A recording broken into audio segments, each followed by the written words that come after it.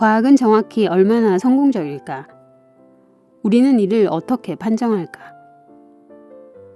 우리가 충분히 알지 못하는 다양하고 끔찍한 병으로 사람들이 죽어나가는 마당에, 지구의 기후가 어떻게 작동하는지 확실히 알 수 없는 마당에, 거대한 가속기들과 끈 이론과 아인슈타인의 천재성에도 불구하고 우주의 근본적 존재론이 여전히 안개 속인 마당에, 어떻게 과학의 성공에 대해 이토록 우쭐할 수 있을까? 현대의 과학은 오로지 과거의 과학과 비교할 때만, 또한 점술, 마법, 투자은행 운영, 정치와 같은 여러 미심쩍은 인간적 사업과 비교할 때만 확실히 성공적이다. 인류사를 통틀어 우리는 완벽하고 절대적인 성공이라고 할 만한 것을 목격한 적이 없다. 우리가 누려왔거나 누리기를 바랄 수 있는 모든 성공은 단지 유형이 다양하고 정도가 상대적인 성공일 뿐이다. A 이론이 B 이론보다 더 성공적이기 때문에 진리라는 주장은 당신보다 더 진리인 나의 우월성을 떠받치기 위한 허술한 측정법일 뿐이다. 조지프 프리스틀리는 인식적 겸허함에 대해 특히 교훈적인 개념을 가지고 있었다. 그 개념은 역동적이었다. 모든 각각의 발견은 우리가 상상하지도 못했던 많은 것들을 우리의 시야 안에 가져다 놓는다. 그는 대단히 멋진 이미지를 떠올렸다. 빛의 원이 커질수록 그 원을 둘러싼 어둠의 경계도 더 커진다. 지식이 늘어나면 무지도 늘어난다. 아니, 더 정확히 말하면 우리가 자각하는 무지의 범위도 늘어난다. 프리스틀리는 이렇게 말을 잇는다. 그럼에도 불구하고 우리가 더 많은 빛을 얻을수록 우리는 더 많이 감사해야 한다. 이런 식으로 우리는 만족의 범위를 확장하니까 말이다. 시간이 지나면 빛의 경계는 더욱더 확장될 것이며 신의 본성과 창조물의 무한함을 근거로 삼아서 우리는 그것들에 대한 우리의 탐구가 끝없이 진보하리라고 우리 자신에게 약속해도 된다.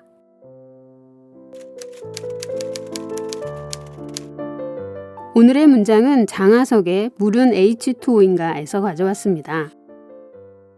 인간사가 그렇듯이 과학에서도 승자의 역사만을 기억하고 교과서에는 그것이 영원한 진리인 것처럼 실려 있습니다. 우리가 라부아지에라는 이름과 산소를 기억하고 프리스틀리나 플로지스톤이라는 이름을 모를 수밖에 없는 이유입니다.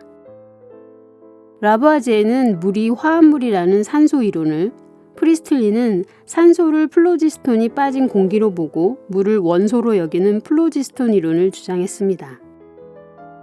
현대의 관점에서 보면 두 사람의 이론은 동등하게 틀렸습니다. 그럼에도 라부아지에의 산소 이론이 승자가 되어 물은 H2O라는 강력한 합의에 이르렀고, 이후 화학자들은 자신의 이론을 수정하면서까지 이 견해를 뒷받침했습니다. 저자는 이외에도 전기화학이나 원자화학 분야의 사례를 소개하며 물은 H2O라는 사실에 그 어떤 신성하거나 불가피한 구석이 전혀 없다고 강조합니다. 옳기 때문에 채택된 것이 아니라는 것이죠. 물을 H5로 보는 것도 가능하고 심지어 원자를 상정하지 않은 화학도 있었다는 사실은 모두 묻혀버렸습니다. 유일신 신앙하에서 시작된 서양의 과학사는 하나의 진리, 이론주의적 과학을 일관되게 서술합니다. 우리에게도 이런 과학이 익숙하지요. 과학을 자연을 알려주는 바로미터로 여깁니다. 그러다 이처럼 과학적 사실이 전혀 과학적이지 않은 방법으로 확립되었다는 사실을 알게 됐을 때 과연 과학이란 무엇인가라는 원초적 질문을 하게 됩니다. 물이 H2O라는 사실도 그렇지만 과학적 사실이 확립될 때 대개는 실용적인 이유가 크게 작용합니다. 과학은 인류가 진보를 위해 혹은 진화를 위해 선택한 도구라는 의미입니다. 도구는 많으면 많을수록 좋고 서로 상호작용하면서 더 많은 성취를 가져올 수 있습니다. 저자가 물이 H2O인가라는 질문을 통해 주장하려는 것이 바로 과학적 다원주의입니다. 한 가지 이론만이 옳다는 패러다임적 이론주의 과학이 아니라 모든 이론이 동등하게 경쟁할 수 있는 다원주의를 추구해야 한다는 것이죠. 다원주의는 생각처럼 쉬운 태도는 아닙니다. 지구가 평평하다는 이야기에도 마이크를 주어야 한다는 의미니까요. 감당할 수 있느냐 물었을 때 저자는 단점보다는 혜택이 많다는 입장입니다. 저자의 과학적 다원주의는 자신이 동의하지 않는 것들과도 생산적 관계를 맺는 실천적인 태도입니다. 삶에 대한 도전을 받을 때, 자연이 예측 불가능한 행태를 보일 때 인간은 더 능동적인 태도로 나아갈 수 있다고 보는 것이죠. 저자의 논리는 촘촘하고 섬세합니다. 따라가다 보면 어느새 그의 논리에 수긍하고 있는 자신을 발견하게 될 것입니다. 이번 독서는 프리스틀리의 말처럼 지식도 커지고 무지도 커지는 경험이었습니다. 함께 책을 읽은 세미나 동료들의 소감도 인상적이었습니다. 한 분은 올해 읽은 책 중에 가장 좋았다고 했고, 다른 분은 추천 도서에 꼭 들어갈 만한 인생 책이라고도 하셨지요. 저는 아직도 소화하는 중입니다.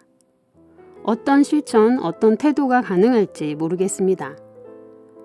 명확해졌다기보다는 더 희미해진 느낌이라고 해야 할까요? 어쩌면 저자의 의도에 딱 맞는 반응일지도 모르겠습니다. 단순성과 확실성보다는 복잡함과 다원성이 목표라고 했으니까요. 명확해지기 위해 과학을 읽기 시작했는데 더 복잡하게 가보자는 책이 많다니 참 아이러니합니다. 저자는 다중세계 등 존재론적인 다원주의는 피하고 있지만 여러 개의 답과 N개의 세상이 가능하다는 논리까지 가면 과학은 갈수록 복잡해질 것 같습니다. 저자는 이런 복잡한 과학에 대해 이렇게 말할 것입니다. 연구할 게 많아진다니 신나지 않습니까? 정말 축하할 일입니다. 긍정적이고 능동적인 태도는 역시 능력인 것 같습니다. 오늘도 변화를 이끌어내는 하루가 되길 바랍니다.